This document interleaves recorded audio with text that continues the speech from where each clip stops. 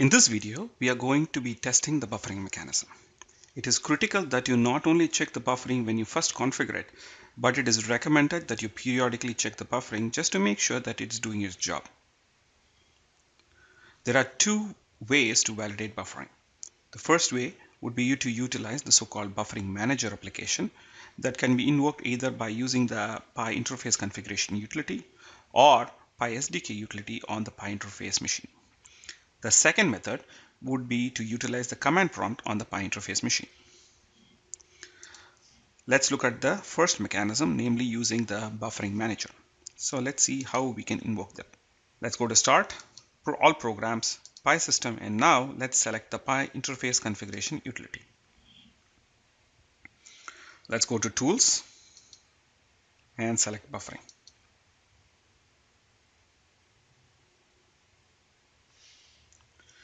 And with this buffering manager, you get the statistics. It gives you this global buffering status. In terms of number of days, it basically gives you the capacity for the buffer. It gives you the events in queues. And it also gives you the total number of events that is sent to the Pi data archive. In the event of normal working operation and the Pi buffer subsystem is healthy, you should be able to see that the global buffering status should be green, events in queue should not be increasing, and the total number of events should be increasing, which is being sent to the Pi data archive. Now let's look at the second method, namely using the command prompt. Let's close these applications. Now let's open up two command prompts side by side. Let's go to Start Run.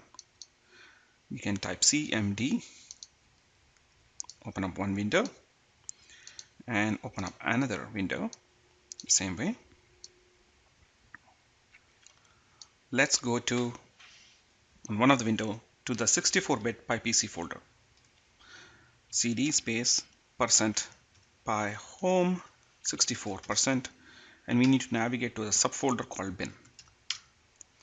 In here, type in pi buff ss space -qs, which stands for Q statistics. Here you would note the total event writes and total event reads are the same, which basically indicates that the buffering mechanism is working properly. Data is coming in to the buffer and it's leaving the buffer to the Pi data archive. And at the same time, events and queues is 0.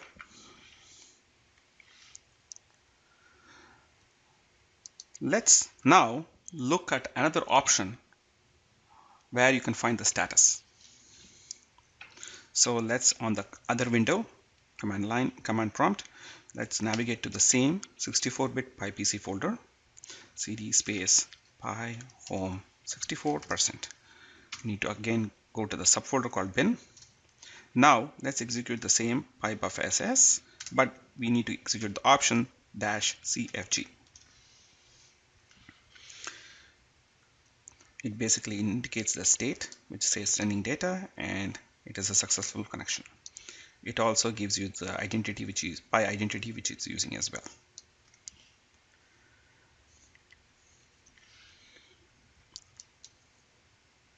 Total number of events sent and things like that. Now let's simulate a scenario where there is a disconnect between the Pi buffer subsystem and the Pi data archive, so as to test the functionality of the Pi buffer subsystem. So to do this, on this command prompt, let's clear it out first. Now let's type in pi buff ss -bc space stop. This basically simulates a disconnection between the Pi buffer subsystem and the Pi data archive.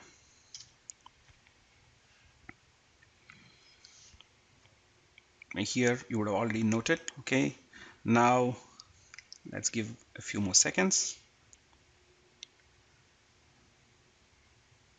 Yep, we now note the total event writes and reads are different, and at the same time events are building up in the queues, which basically indicates that the buffering mechanism is basically collecting all the data from the Pi interface and storing it in files, and that's the reason why you see the events in the queues are building up and the total number of reads and writes are different.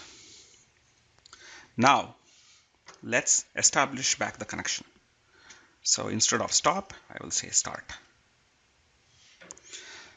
PyBuffSS -bc start. Now let's say OK, and you will see that the data is being flushed already from the events in the queues. Now it has gone to 0, and the total number of reads and total number of writes are the same. So which indicates that your buffering mechanism is healthy and working perfectly fine. So in this video, we basically went through the process of testing the buffering mechanism. Towards this end, we saw basically there are two ways to validate buffering. One would be the buffering manager, and another one would be using the command prompt on the Pi interface machine.